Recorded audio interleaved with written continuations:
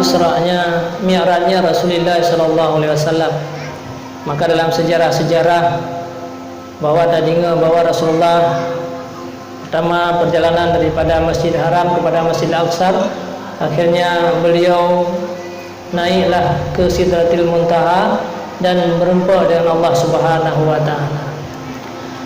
Ya, sehingga para orang-orang yang berpaham dengan tajsimnya Allah nyuaklah sebagai dalil.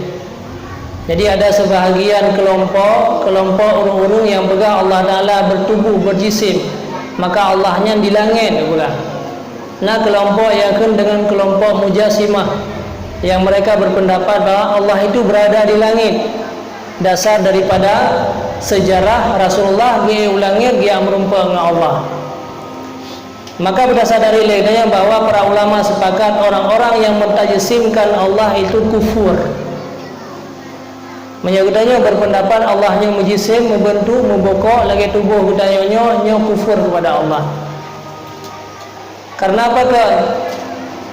Karena orangnya karena pemahaman baru, di mana orang berpendapat bahwa Allahnya di langit. Jadi dalil yang pertama tentang Isra Mi'raj.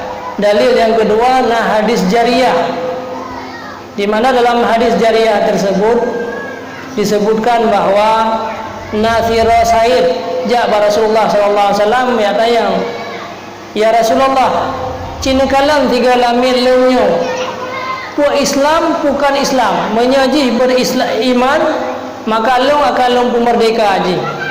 Dalam teks hadisnya disebutkan hadis jariyah yang sering tadi dengar hadis jariyah. Rasulullah bertanya mbak lamit tersebut, wahai lamit, aina Allah?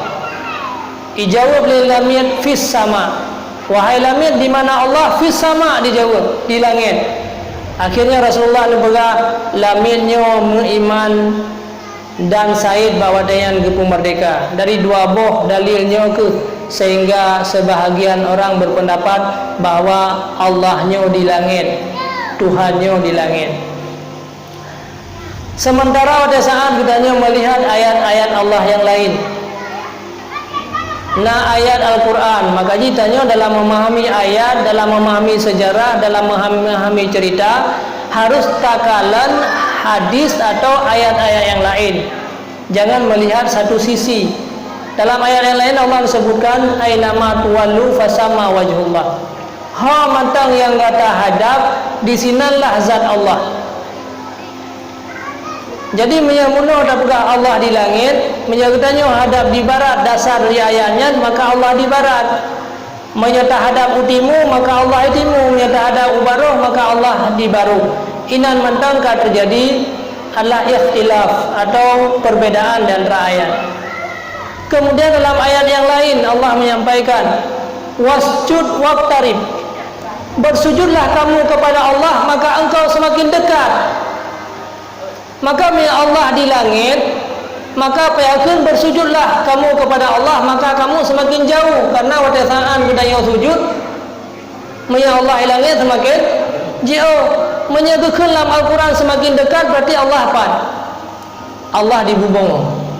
Jadi tak ayat bunofon sejarah Isra Mi'raj Allah di langit. Pada tak ayat yang kedua Allah di barat, di timur, di baru. Pada tak ayat yang kedua Allah dalam bumi. Yang ke para ulama-ulama, maka gepegarlah pemahaman kiban sebenarnya maksud daripada ayat-ayat tersebut, agar satu dengan yang lain baik terjadi kontra, baik terjadi yaitu perbedaan. Maka para ulama sepakat berpendapat bahwa yang hanjut mentajsimkan Allah berarti Allahnya bukan di langit, bukan di timur, bukan di barat, bukan di mana-mana.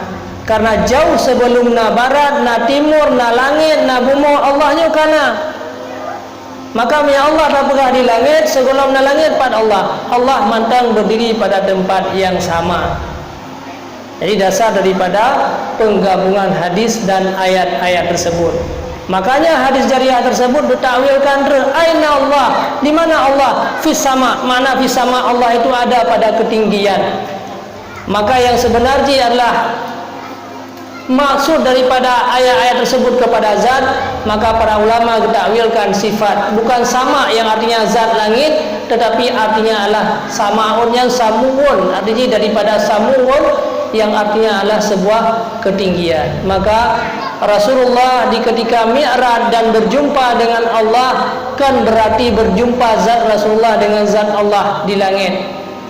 Karena pada saat ditanya kalan yang nak pegah dalam sejarah, Nabi ne kalan Allah, maka Nabi ne kalan Allah di langit. Nabi ne kalan Allah di langit, golong dendai Allahnya di langit. Lagi kita tanya, ucung u kalan kapai, nyankan berarti kapai di cung u. Tanya tak ucung u tak kalan Allah, tak kalan kapai, nyan kapai nyan pai dua. Icung u pun na tempat roy. Kapai berarti bak tempat roy. Menanti Rasulullah ne pe ke dia langit, beliau melihat Allah. Liang duru.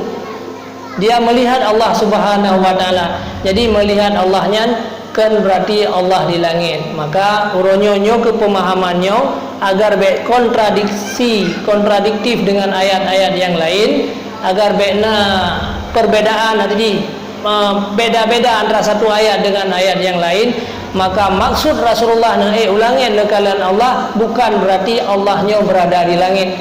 Pasti Allah mentang berada di tempatnya, akan tetapi segolong langit dan bumi Allah mentang kira-kira demikian hasil daripada pemahaman. Jadi nyokuh yang harus berhati-hati kita yang bakal karena pemahaman baru.